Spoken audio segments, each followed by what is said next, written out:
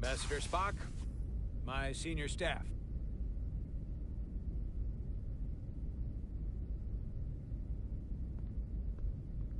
It's not every day that a captain gets to welcome a Starfleet legend aboard. You flatter me, Captain Solano. But legend implies the past tense, whereas I am very much focused on our present circumstances. I didn't mean to suggest you were stuck in the past. You're right, Ambassador. Not the most diplomatic choice of words. Your experience comes from the past. But our present situation calls for it. True enough. We were hoping you could fill us in on the details. We got the basics from Starfleet. Two formerly peaceful neighbors are now on the brink of war. Indeed, and the tension between them grows fiercer by the hour.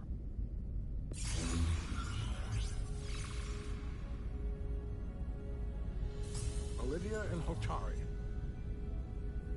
Illydians are the more advanced species. They made first contact with the Hotari over a century ago. This is Tau, the Hotari moon.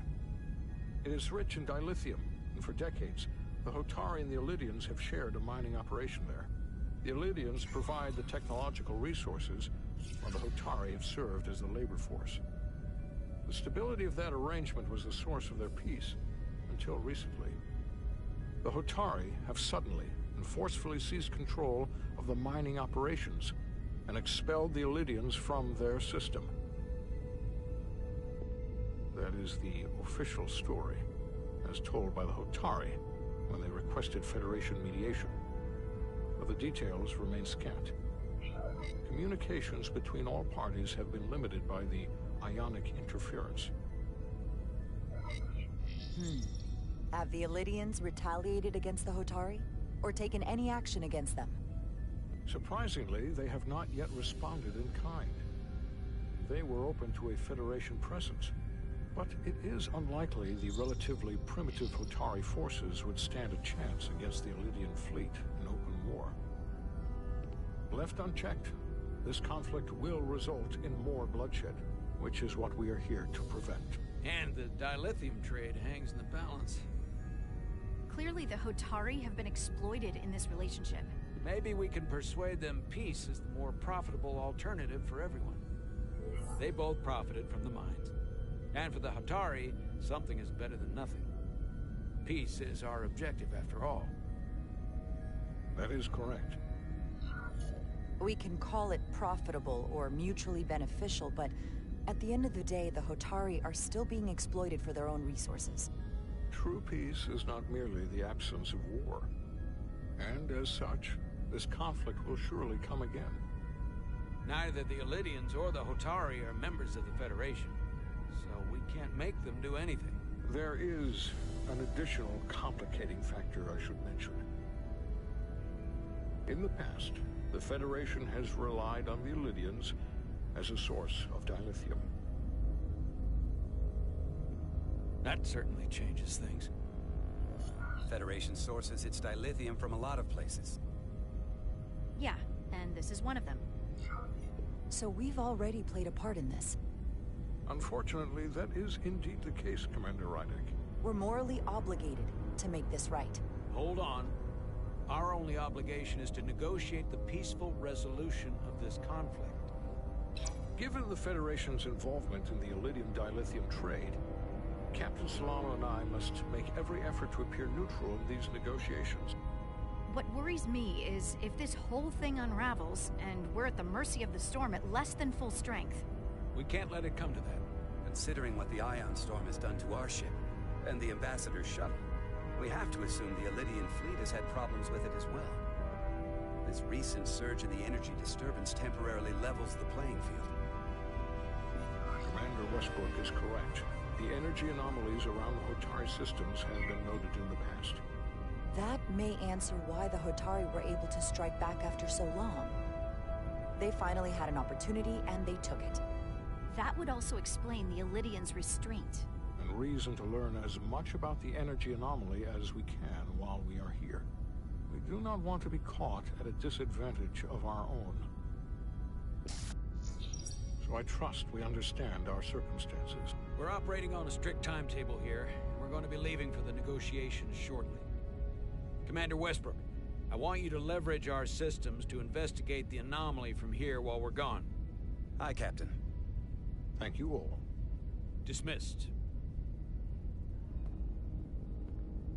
I want to speak to both of you privately.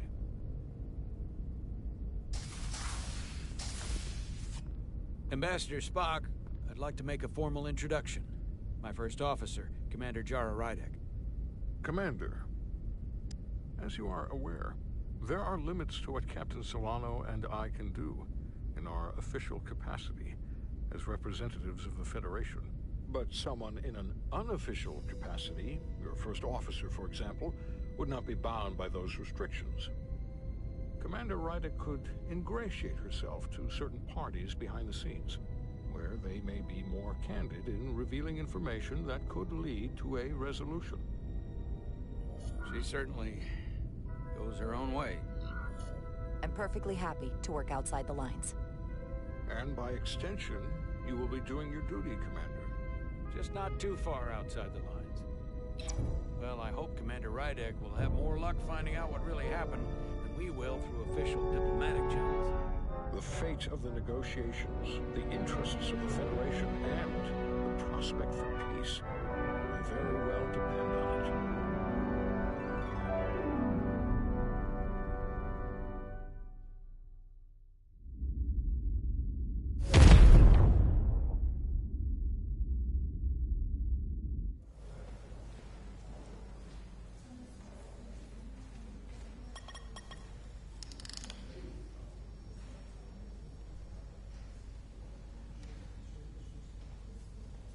Mr. Diaz, I understand you have already discussed the warp drive failure with Ambassador Spock.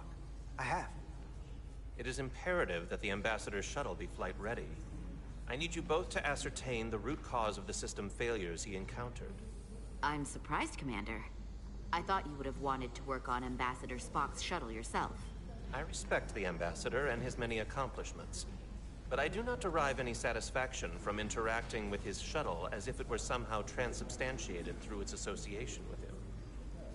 Especially when I have the entirety of this starship to concern myself with.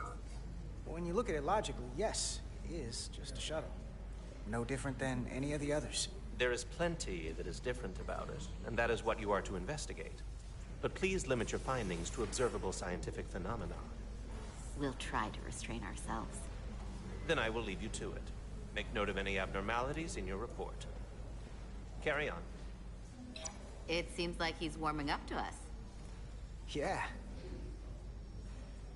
Even Chovok has to look at that face and know you've earned some real respect. And I have to admit that I owe you one. You were right to make me go first. I don't know what I was thinking. You've pulled me out of trouble how many times? Call it even. Okay. At the very least, maybe I can track down that bottle of Saurian brandy you're still on the hook for. But first, we have work to do.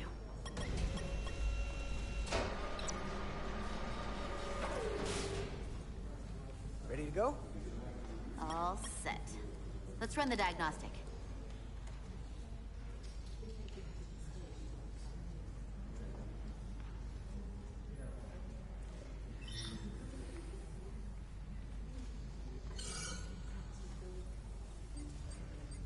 So, I know about your talk with Miranda. You do? She sent me a Priority 1 dispatch right after your conversation. Knowing you two as well as I do, I thought you'd jump at the chance to, take it to the next level. Why'd you tell her you just wanted to be friends?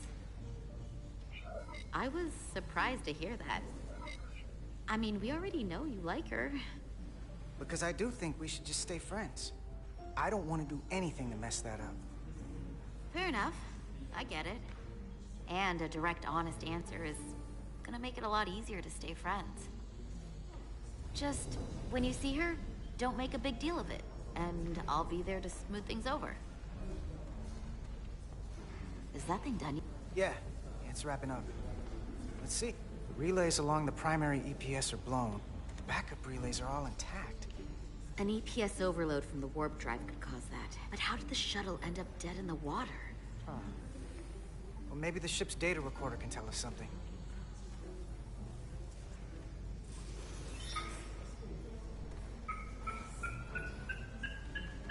Here. They were only about 8 minutes from their plotted warp point. No faults, just those warnings. What are they?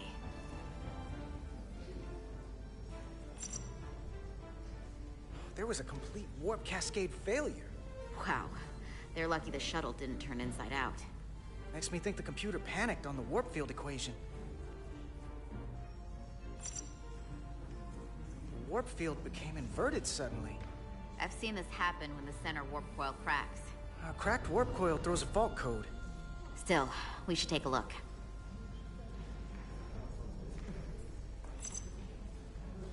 Subspace variance out of tolerance. What does that mean? It means the main navigation array lost sight of space somehow. Will the array going offline cause that? Yes, but it should have also thrown a fault code. Any one of these failures should have thrown a fault. If it was caused by a system failure. None of this caused the relays to blow. Roll forward to when that happened. Yes, ma'am.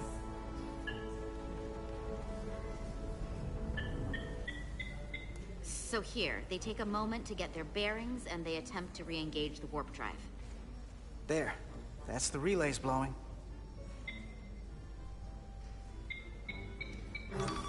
And look, there's another warp system alert. They're all the same. Subspace variance out of tolerance, or warp inversions. Finally, there's a complete warp cascade failure. Then it's one of two things. Either a warp coil is cracked, or the navigation array is offline.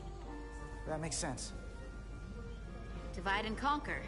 You want to check the warp coils or the navigation array? I'll check the other. Let's not overcomplicate this. One of these systems is likely broken. I'll check the navigation array.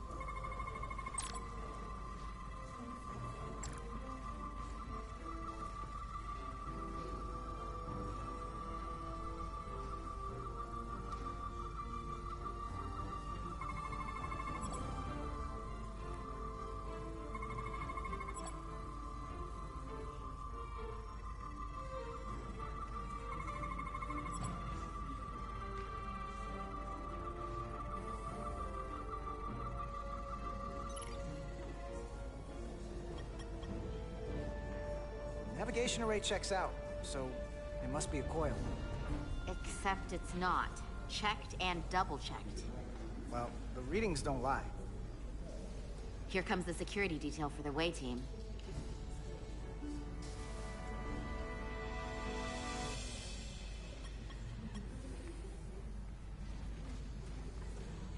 Hey, going planet-side?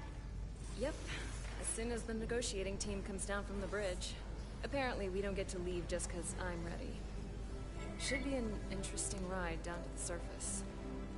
I'm not looking for a repeat of whatever went down here. Yeah, we're still trying to figure that out. Hey, how are you doing? Look, you don't have to treat me with kid gloves. Either of you. We can all just move on. Consider it done. Hey, Maris. Aren't these those button pushers you're always hanging out with? And you're the phaser jockeys we always beat in Parisi squares, right? All aboard for Hotari. That another one of the captain's railroad things? Gotta be. I just usually zone out by the time he gets to the whole, steam engines were the warp drives of their day part. Catch y'all later. You don't want to miss your train. I do have to go. Act before you know it, sport. So, I'll catch up with you two then. Take care of yourself down there, okay? Stay safe. Always. Don't leave home without it.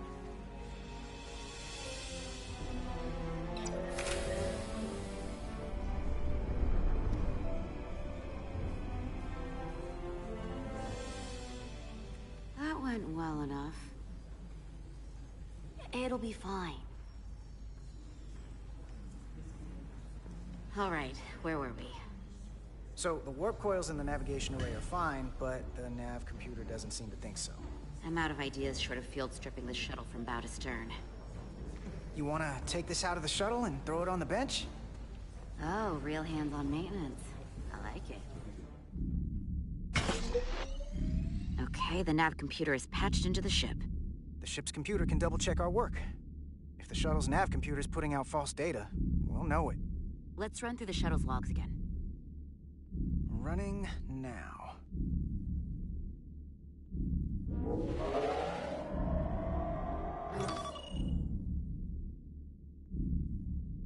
Same.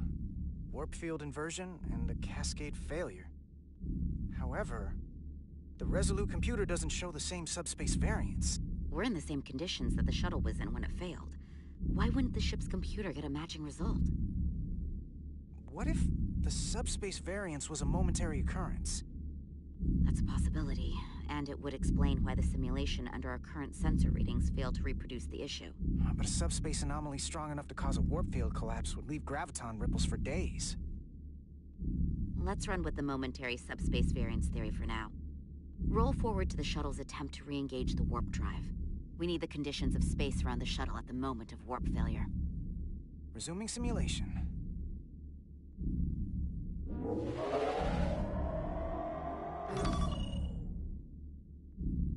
Error in warp field calculation. Cochrane formula variables are out of range. That right there. Take the shuttle sensor data from that moment. Computer, why did the warp field calculation fail? Warp field pressure returned non-orthogonal. Results are undefined. That doesn't help. Wait, what if we use a different ship? Put the Resolute into the simulation instead of the shuttle. Yeah, it should warp just fine. Unless... Computer, run the simulation with the Resolute. Resolute simulated. Computer, give me manual control on the warp power. Static field intensity, warp 1.1. 1.2. 3. Warp pressure is destabilizing. Error in warp field calculation. The warp drive has experienced a system-wide cascade failure. Warp field collapsed. Subspace variance is out of tolerance. Cochrane formula results are undefined. Bingo. What-o? The same moment when the shuttle failed to warp, so did the ship. Whatever happened to the shuttle just happened to us. The Resolute will not sustain warp. We can't leave Hotari space.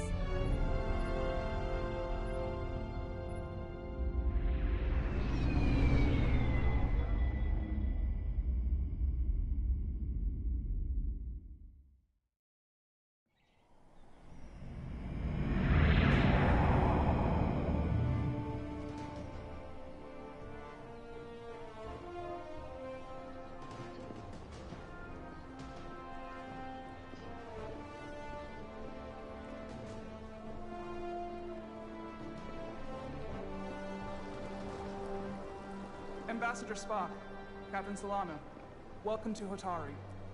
We are honored you have come. My name is Tylos Altaris, Minister of Diplomatic Affairs.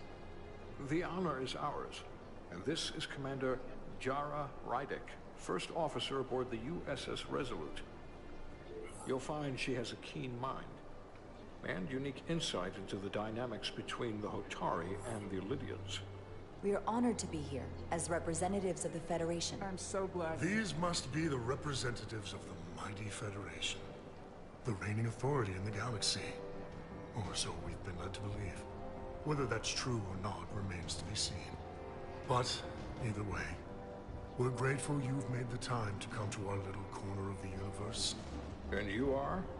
This is Galvin, and this is Citron, the heroes of the revolt in the mines.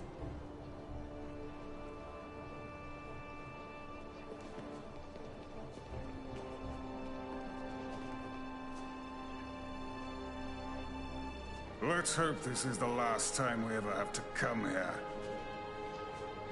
If you'll excuse me.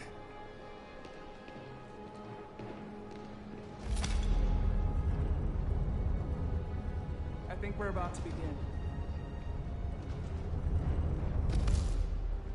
Did you hear the arrogance from that guy?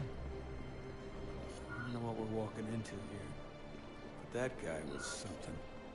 That may be true. But let's keep an open mind going into the negotiations. Hopefully he's just one voice amongst many. Then let's hope he's the outlier. The Hotari have invited us as their guests, so we must show them the proper respect.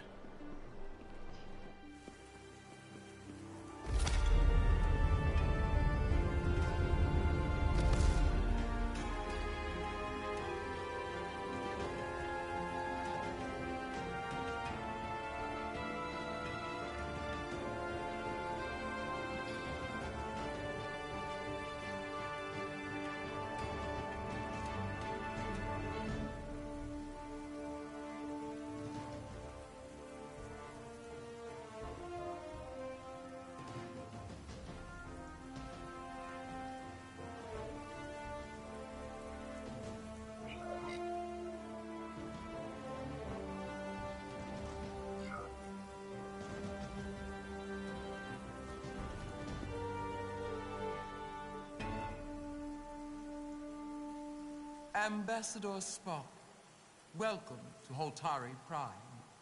The honor is mine, Your Majesty. That the Federation would send one of their most respected representatives is not only an honor to the Hotari people and their queen, but a recognition of our stature and importance. Let's get on with it, shall we? With all due respect to the Federation and their ambassador, they have no authority here. We are not members of their alliance. We are not subject to their rule, nor yours. We demand the immediate return of all mining operations to Elydian control, as it has been for centuries and will be for centuries more. That has always been our understanding. That understanding has changed. Then you invite war! And if you cannot remain silent, you will be silenced. But his point is well taken. What is the Federation's interest in this matter? Perhaps you would have us trade one oppressor for another? The Federation remains neutral. Our only interest is the peaceful resolution of this conflict. We are here at your request, Your Majesty. For now. I'm trying to keep an open mind here, but it's not easy. I thought they wanted us here. Was there something you wanted to say, Captain?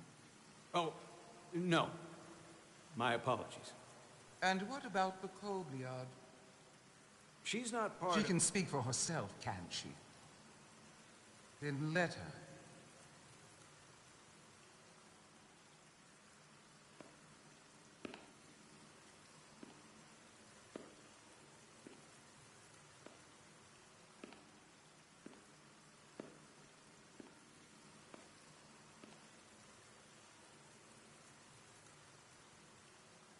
Now then, one should know their place. What you might be somewhere else is not what you are here. Which is standing before a queen. And a queen deserves respect. A bow is not too much to ask. Is Hotari Prime, heart of the Hotari system. My apologies, Your Majesty. I meant no disrespect. Better. You are Kobliard. Your people suffered brutal treatment at the hands of the Cardassians. Their injustice towards the Kobliard is as unimaginable as it is unforgivable. Not unlike how we have been treated by the Elydians. As much as they'd have you believe they are the victims here, remember it was the Hotari who attacked us. Hundreds of innocent Elydians were slaughtered without mercy in those mines. The blood is on their hands, not ours! Quiet! If after all the Kobliard suffered, You finally had the chance to right that wrong, to get out from under their control. Would you take it? Or would you negotiate a peace?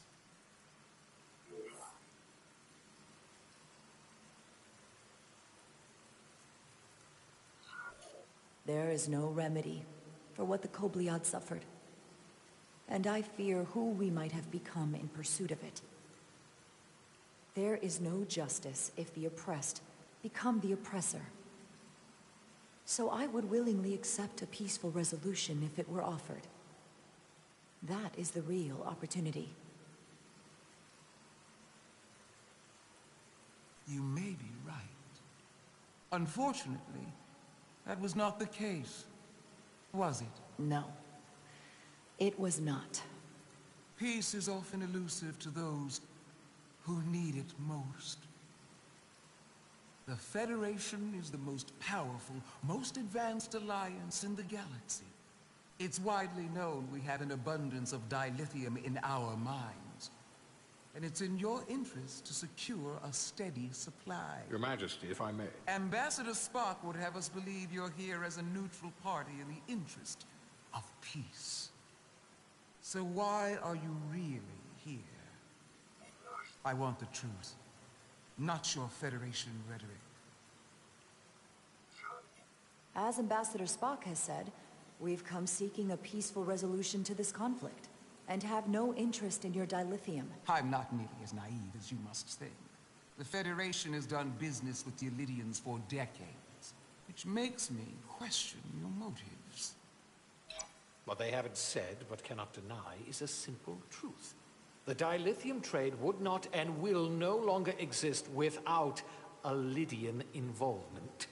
We created it for the benefit of everyone, especially the Hotari. We've given them warp technology. We've let them share in the profits. We've made their lives infinitely better than before dilithium was discovered. All of that goes away if the Federation turns a blind eye to their treachery. That is enough of your lies! The Hotari are quite capable of running the mines. We've done so for centuries. So tell me, who deserves control of the dilithium trade and the mines on Tau? Who should the Federation recognize? The Hotari or the Illydians? It can only be one or the other, not both. If I have to choose only one, then it would have to be the Hotari. Well said. How could the just and wise Federation make any other choice? This is an outrage. The Federation has lost all credibility. The mines are ours, and Lydia will not be deterred. We will take back our mines by any means necessary. And you will see more blood spilled. I am more than willing to address your concerns, Your Majesty. Yours as well, Representative. But I suggest we could have a more productive conversation with a smaller group. Perhaps only the most essential representatives.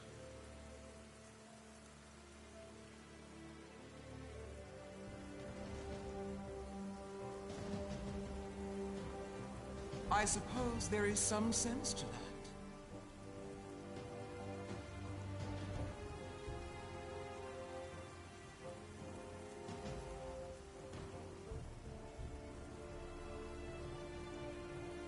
I hope we meet again. Commander Jara Rydek, Your Majesty. It's been a pleasure, Commander Rydek.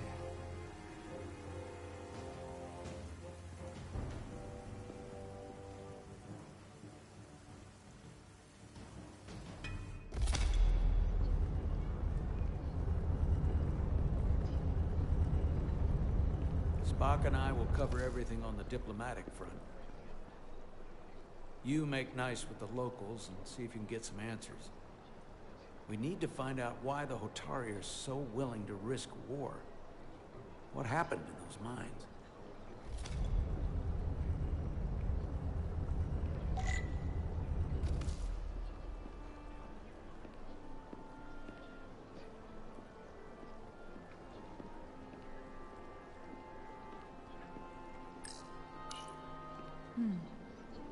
soothing.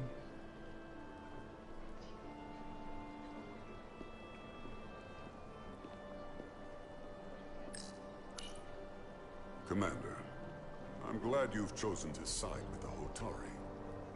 I knew the Federation would see through the Illidians' baseless claims and protect the interests of my people. The Hotari have suffered enough at the hands of the Illidians. I couldn't agree more. I assume you were there the day the mines were seized from the Illidians. Not seized. Reclaimed. And restored to their rightful owners. Yes, I was there. We had to be decisive.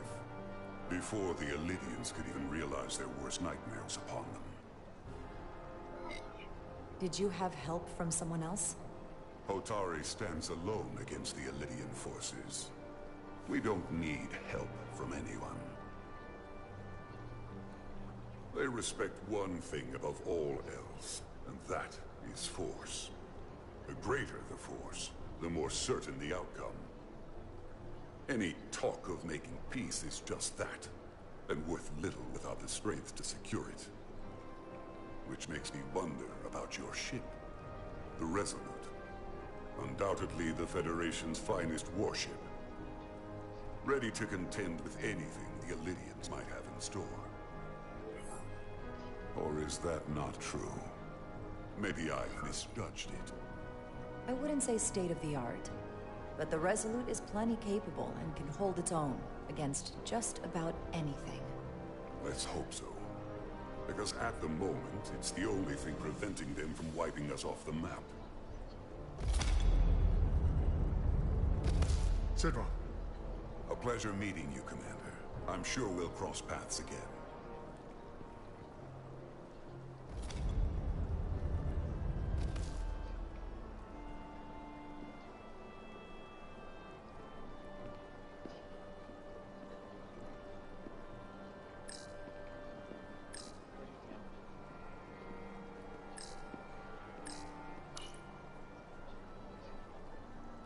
They seem proud of their culture.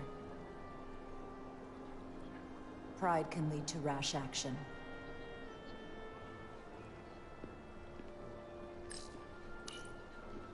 I'm probably not telling you anything you don't already know, but these negotiations rely on the Federation's neutrality, as does any hope you might have for a supply of dilithium in the future.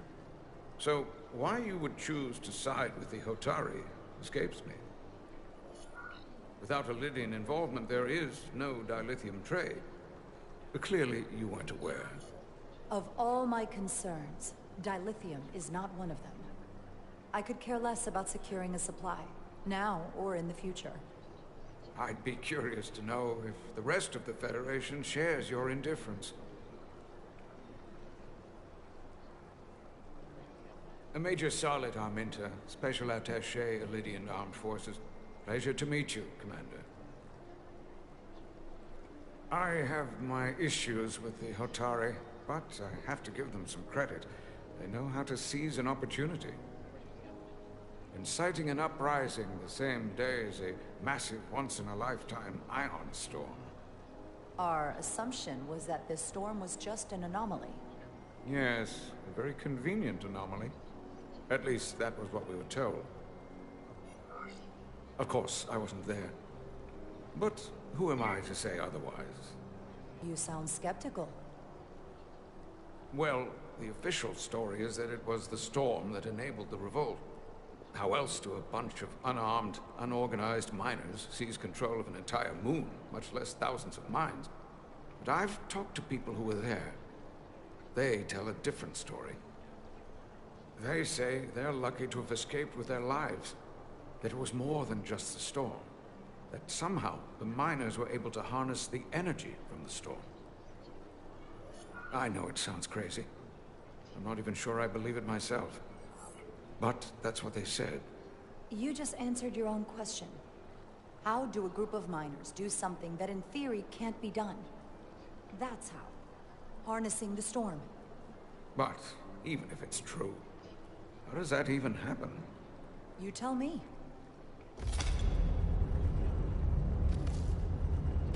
If you'll excuse me, Commander Ryder.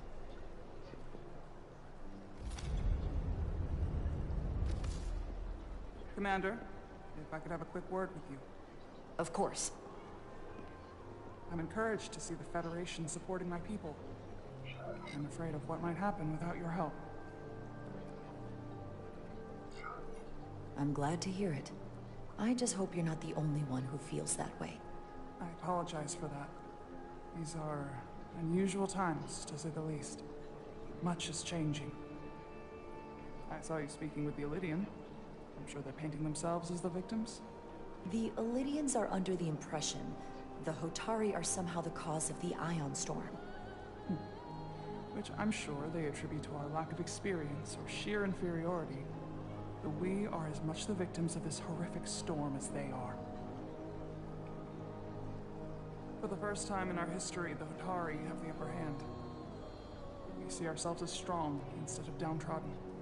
New voices have risen up. Old voices shouted down. Galvin and Sidron have become national heroes. Now they have the Queen's ear. Better or worse, depending on your perspective. I take it they're against a negotiated peace with the Elydians. Heroes tend to want more of what made them heroic. If it were up to them, they'd wage all-out war and bring ruin upon us all. My fear has been that the Elydians will launch an attack and crush us. You've seen their starship, no doubt. They could have retaken the mines whenever they wanted to, but it never happened. And as strange as this may sound, I'd almost say they're afraid. I just don't know what they're afraid of. It's still the same bluster and bravado you would expect from them. Do you think it has something to do with the Ion Storm? Right now, it's stronger than ever, isn't it? It's entirely possible. I'm not a scientist, but I do know the storm has knocked out all kinds of systems. So maybe the Elydians weren't willing to risk their ships, given all the interference.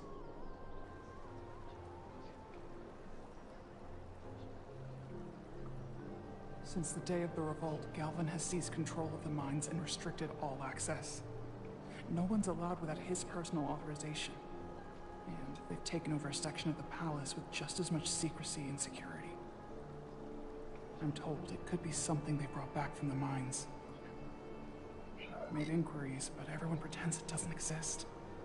I strongly suspect they're hiding something. What do you think it is? I've heard rumors it's some sort of ancient artifact, but I haven't seen it myself. How can we know?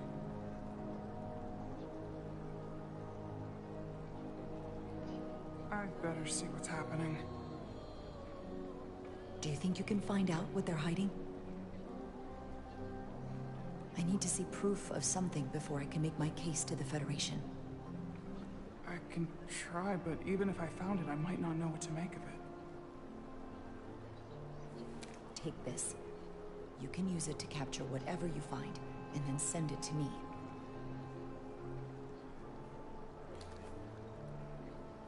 Thank you. I will let you know what I find. And I look forward to our meeting again.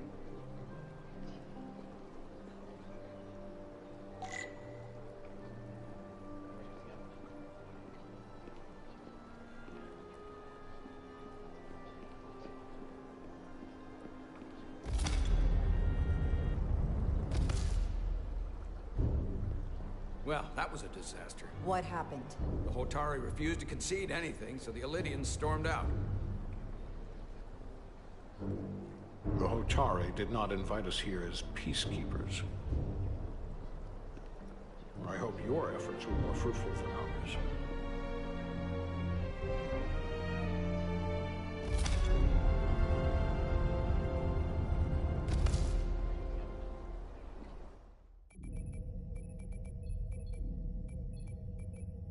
Gravitational harmonics failing to resolve. Warp bubble stability degrading. Increase output to maximum. Increasing warp output to maximum. It's happening again.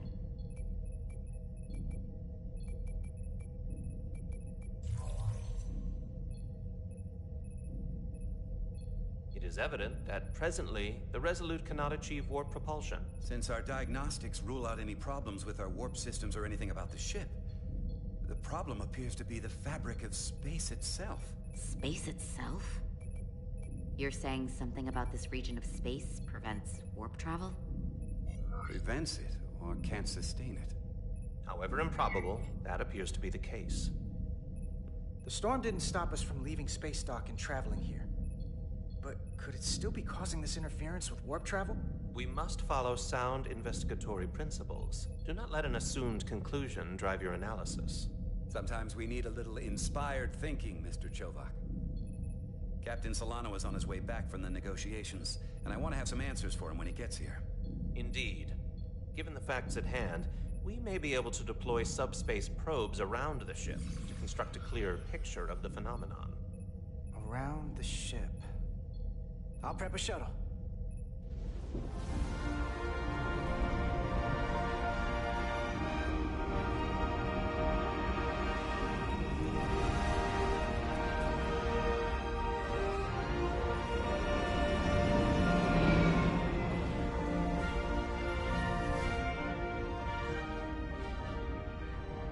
Setting up a waypoint at a distance roughly corresponding to the edge of our warp field.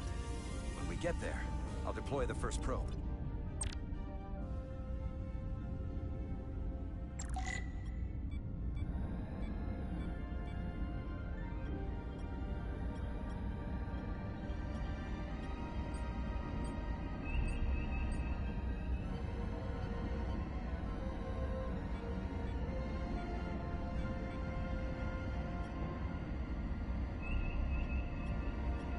Commander Westbrook, the Resolute systems are calibrated to receive the probe's readings. We are standing by to reproduce the warp field collapse after the first probe is deployed. Thank you, Mr. Chovak. We'll be in position shortly. And, Mr. Diaz, do take care in piloting the shuttlecraft. Now is not the time to indulge in the human penchant for joyriding. Chovak probably isn't such a fun guy to work for, huh?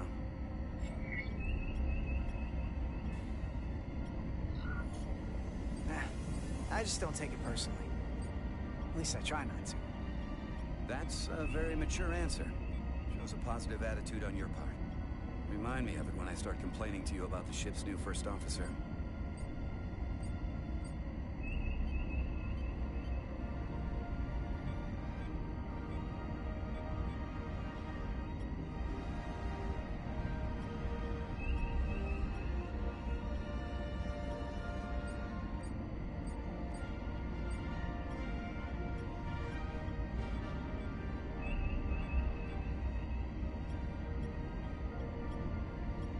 This is far enough.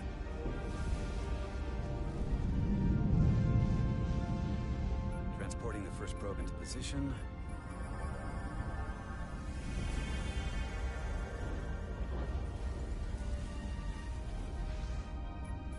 Westbrook here. The first probe is deployed. Understood. We are reading it. We are about to replay the simulation.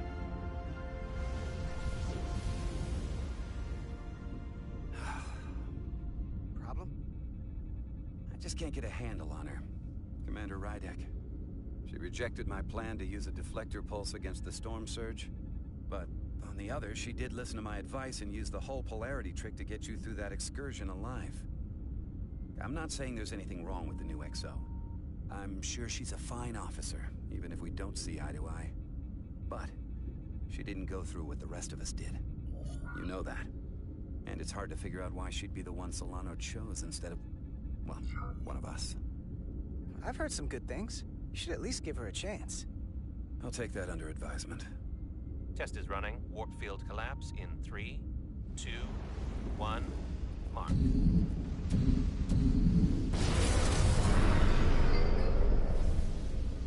Whoa. All right, that is definitely a problem with the fabric of space. We need to get another probe out there.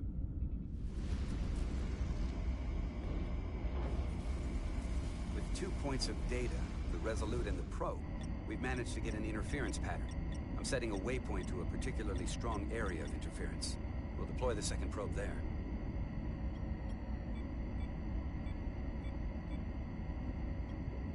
Listen, I'm gonna give you a piece of advice I wish someone had given me.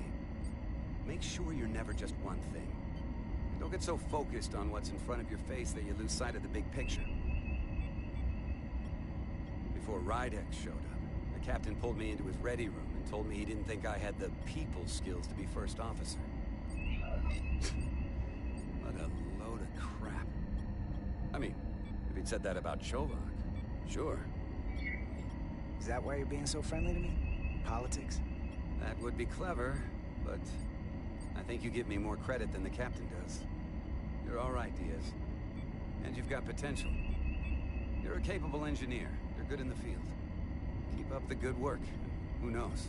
Solid jack of all departments like you could be Commander-in-Chief of Starfleet one day. Hell, Admiral Jellicoe started as a shuttle pilot. And there are places to go in the enlisted ranks, too. Of course, if you get an officer's commission, they'll put you on another ship. You know, I'd be the best leader Starfleet ever had. Lower decks always have to fix all the problems Command causes. Maybe I'd just save everybody some steps. Well, don't forget about us little people when you're running things. Of course not. You gotta remember where you came from.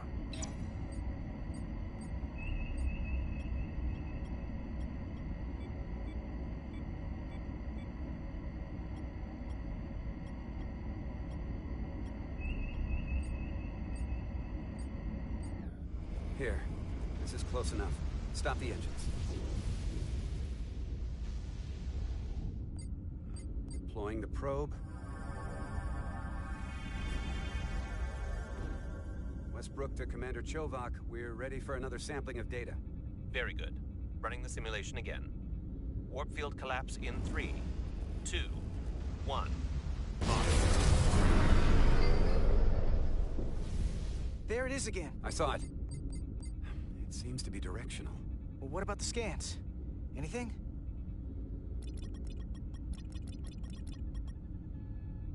Here's the readings in relation to our local space.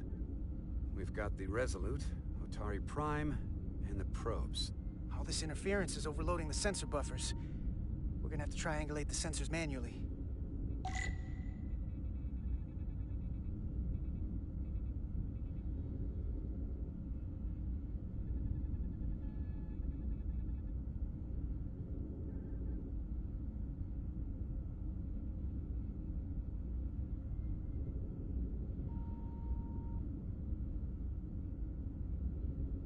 Got something. These markers indicate peaks in the gravimetric interference patterns. Let's see if I can find some more.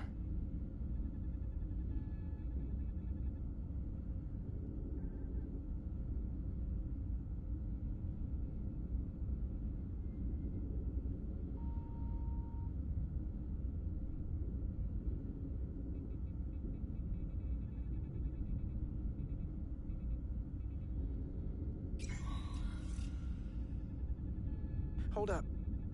This is coming from the moon. A beam that blocks warp travel. Aimed right at us. Someone is doing this intentionally. I don't know how they're doing it. This is like nothing I've ever seen. Why would they be doing this? We came here to help these people. And now we're getting hit by some warp-killing weapon? Now, look here. It's the current readings of the ion storm. These concentrations...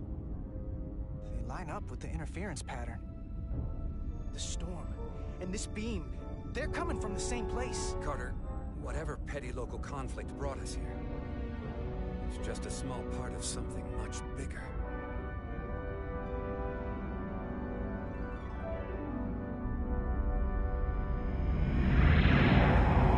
Presently, we don't have an explanation for how they're doing this. One thing is clear. This is no fluke. Thank you, Mr. Westbrook. I want a full briefing when I'm back on board. Solano out. A targeted weapon that inhibits warp travel. Coming from the moon Tau. That would explain the difficulties my shuttle encountered. More importantly, the tenor of the Hotari during the negotiations. And here I thought the Elydians would be the problem. Coming to peace talks in a warship. This wasn't supposed to be so complicated.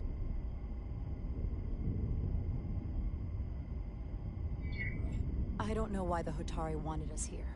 But it wasn't to negotiate. Clearly, peace is not their intention. Then what is? Why go through this charade? Tylus, the Hotari representative, said she thought they found something in the mines. Galvin and Sidron brought it back to the palace, but they're keeping it under tight security. She's going to investigate it. I gave her my tricorder. I expect she'll contact us soon. You found an ally. Why would Tylus help us? Go behind her people's back? It's a fair question, considering. Out of all of them, she's the one who seemed to genuinely appreciate that the Federation was involved. She believes in us, and I think we can believe in her. That may be true. She's certainly more likely to help than the other Hotari we've met. That raises another question. Specifically, what do the other Hotari have to gain in bringing us here, only to make this hostile maneuver against us? There must be some motivation. Unless they changed their minds between when they asked and when we got here. Given their indifference to the negotiations, and what we now know about this warp-disrupting weapon, it's almost as if they want to start a war. And Sidron was convinced the only thing the Illidians respect is force. I would say he's right about that. But at least they know when to hold back. But that does not explain why they would turn their aggressions against us. I don't think the Illidians know what's really down on that moon either. Major Armintas said the revolt defied explanation. That the Hotari miners somehow harness the energy of the storm. Harness the energy of the storm? Doing that is beyond even our capabilities. So is a weapon that disrupts warp travel. There have been civilizations and entities, both past and present, far more technologically advanced than the Federation. The Illidians and Hotari don't fall into that category. But that is all the more reason to investigate further. Commander Rydek, sorry to interrupt. We've received an urgent call from Hotari. The Queen's advisor, Tylus, has asked to speak with you. Put her through.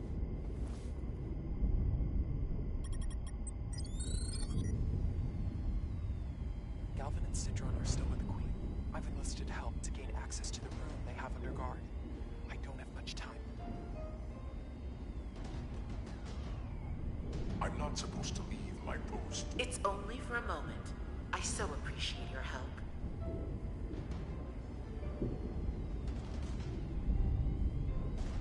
I found something. I'm sending you a scan.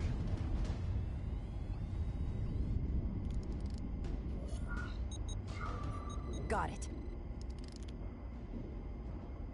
Tylus, if we needed to gain access to the mines on Tau, is that something you could help us with? I suppose it wouldn't be easy, but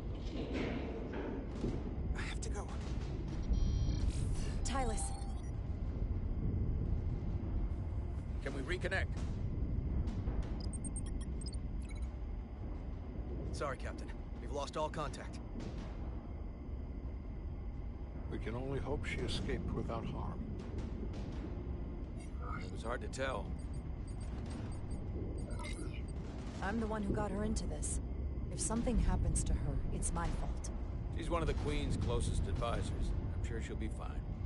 Assuming the Queen isn't part of this. Let's see the scan of whatever the hell that was.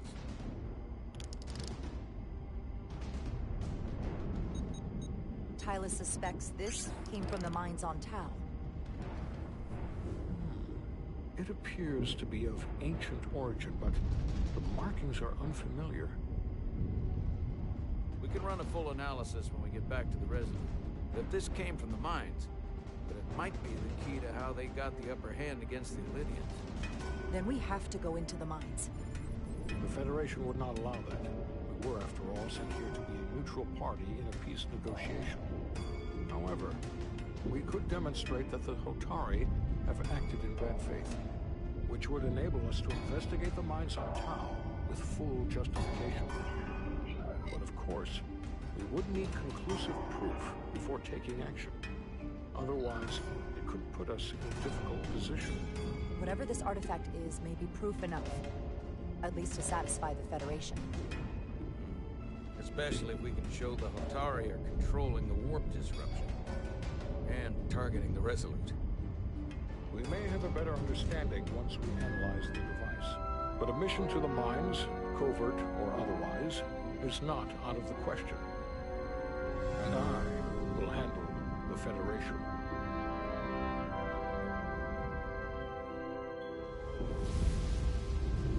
As I was telling Carter, I want all the data I can get on this warp problem. And the negotiating team's shuttle has been recording data all the way back from Otari. Even better than our probes. So pull the sensor and engine ISOs from the Melville when it sets down. Will do. I'll join you and Chovak down in engineering to run another analysis after the briefing.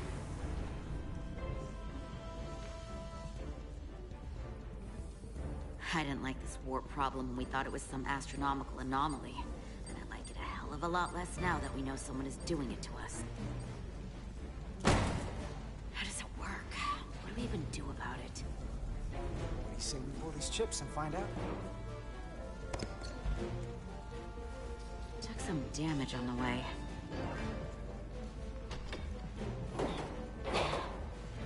That ionic interference scored the hull plating. Might be some micro welds. Let's try pulling together. All right. 3, 2, 1. It won't budge. Gotta be the storm damage. We need to... Welcome back. Any excitement down on the surface? Excitement? No. Nothing like that. Hey, can you hand me the EJ7 interlock? From the toolbox. I don't know what that is.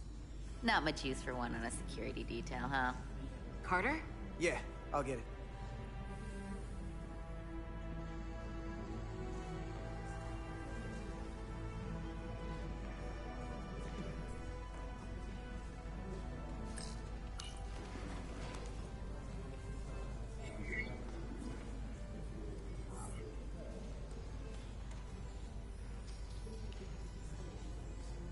Okay, I'll apply pressure while you decouple the panel.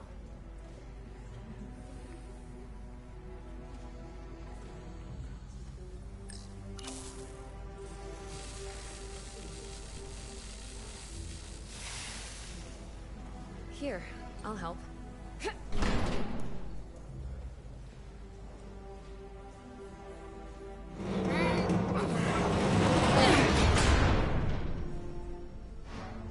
We've got this. Open up and say ah. Thanks for the hand. We have to get these isolinear chips down to engineering. No problem. You really know everything about these ships, don't you? The tools, the systems. Like a walking Starfleet technical manual. What can I say? I'm good at what I do. I can see that. Come on, start pulling chips.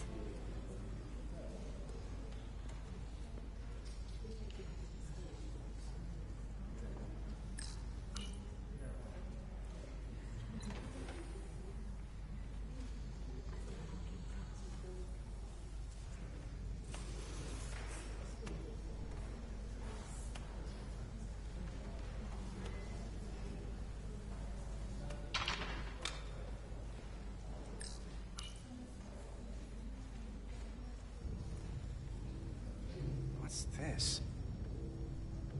Some kind of crystal formation?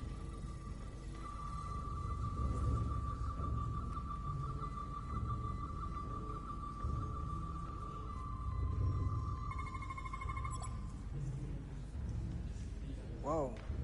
This substance is a quantized spin crystallization of hydrogen, carbon, and lithium.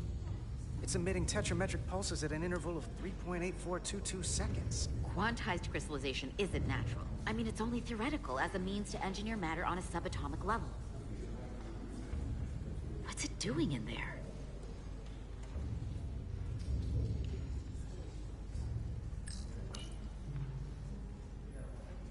Wait. Regulation 364, subsection 9. What? Regulation 364 subsection 9 orders that in the case of an unknown foreign substance infiltrating a sealed system, it will be placed in secure confinement before further examination. Retrieve a containment module.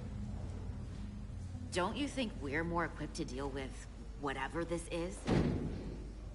No. Before anything else, this is a security issue. You don't even know what this is. Which is why we need to study it. Once it's contained. Just leave it there for now.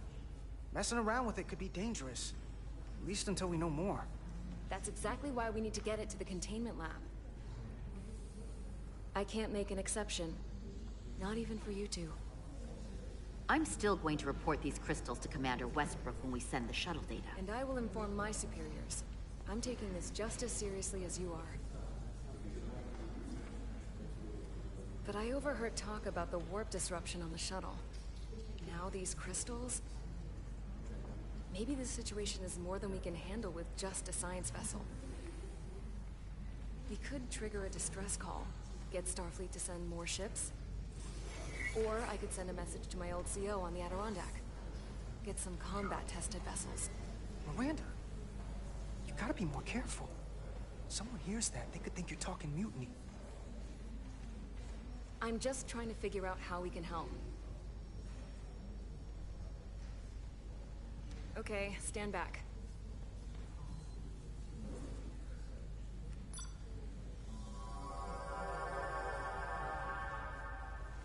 Get this to the containment lab. We'll get it set up for you. I'll let you know when it's safely confined. Oh, we'll be there. Last thing you want is to study this down in main engineering and have it explode next to the warp core. I just don't want to take any chances. Not with my friends.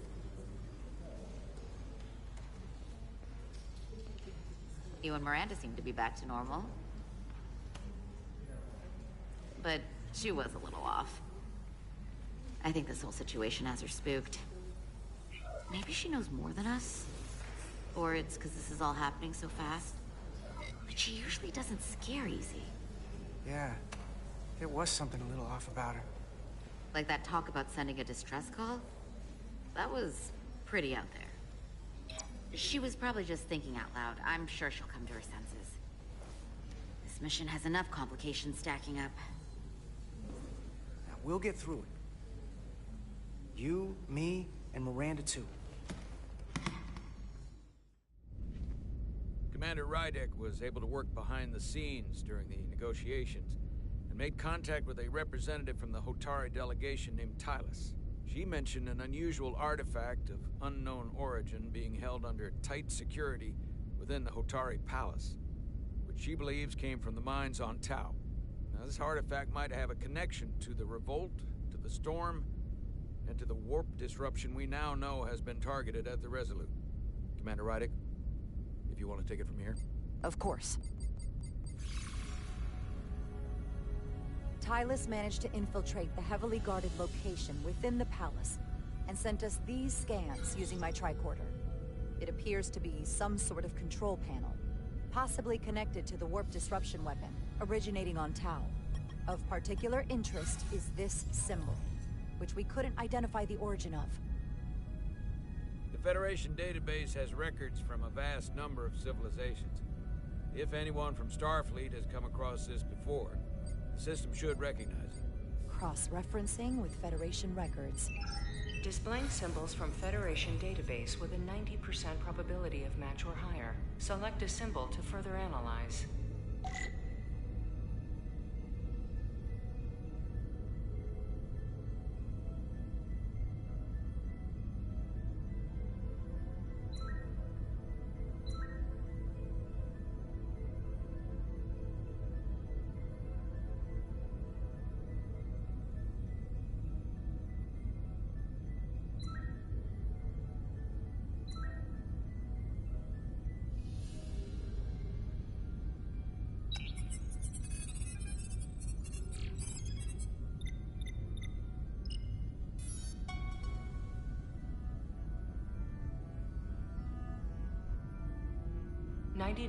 .2% match. Got it.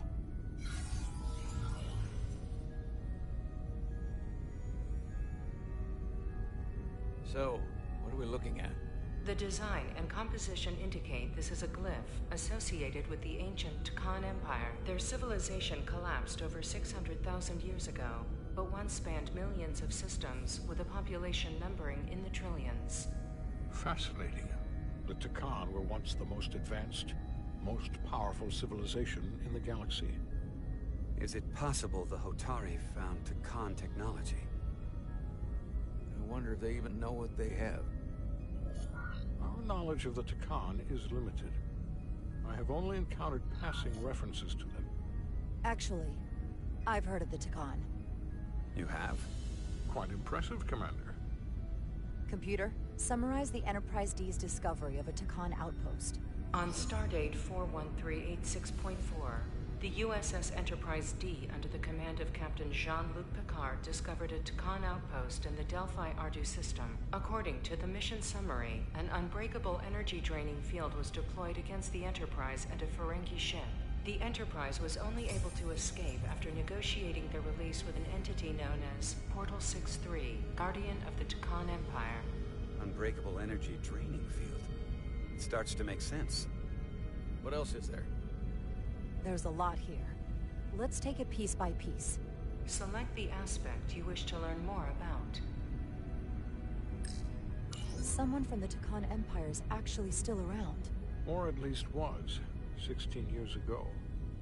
Computer, what other information do you have on Portal 6-3, Guardian of the Tkon Empire? The entity known as Portal 6-3 is of an unknown nature. A biped humanoid, he was unaware that the Tkon Empire no longer existed at the time of the encounter. He was able to control the crystal-based technology of the Tkon outpost through apparent telepathic means. It was by his choice that the Enterprise was released from the energy draining field after Commander William T. Riker of the Away Team argued on behalf of both Starfleet and the Ferengi. Telepathic control of their technology. As I have said, they were the most advanced civilization in the galaxy.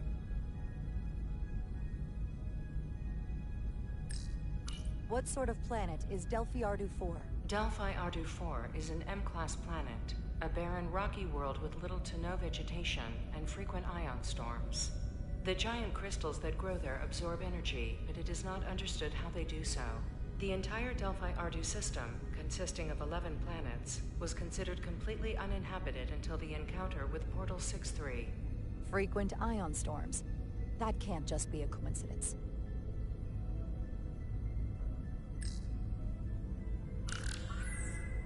There appears to be some sort of restriction order from Starfleet. Computer, explain this restriction. A Starfleet directive similar to General Order 7 forbids entering the Delphi Ardu system or attempting to make contact with Portal 6-3.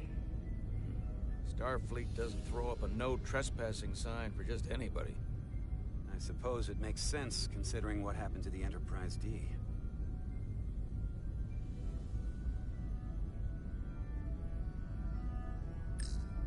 The technology to capture and hold the Federation flagship would have to be unbelievably powerful.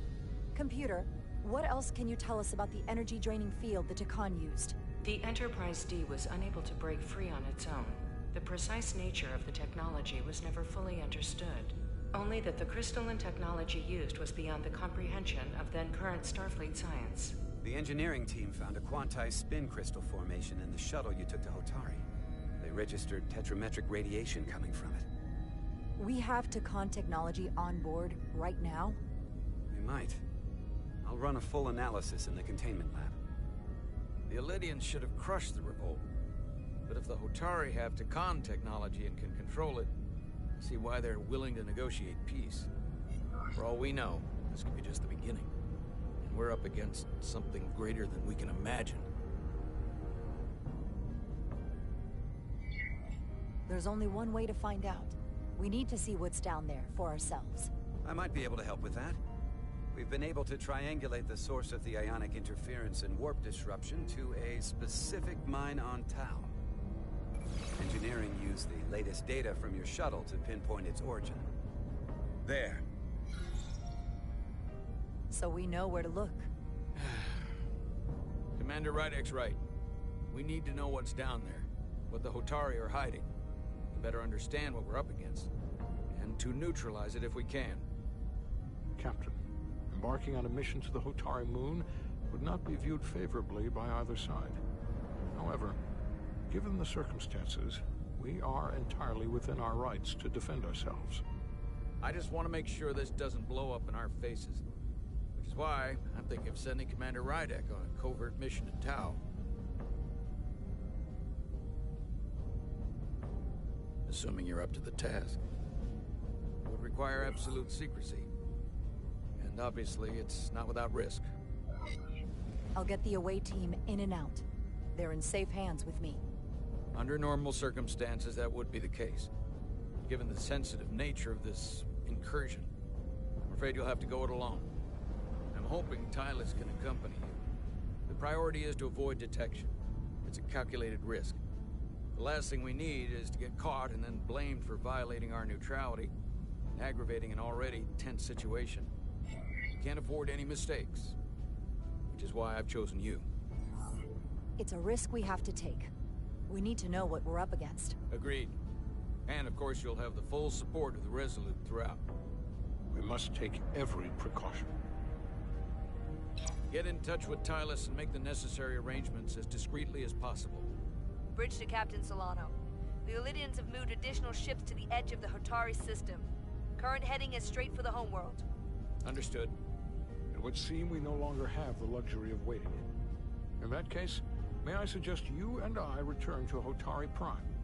Doing so will provide Commander Rydek as much time as possible to complete her mission. Agreed. We'll hail the Queen's delegation from my ready room. We all know what we need to do. Dismissed.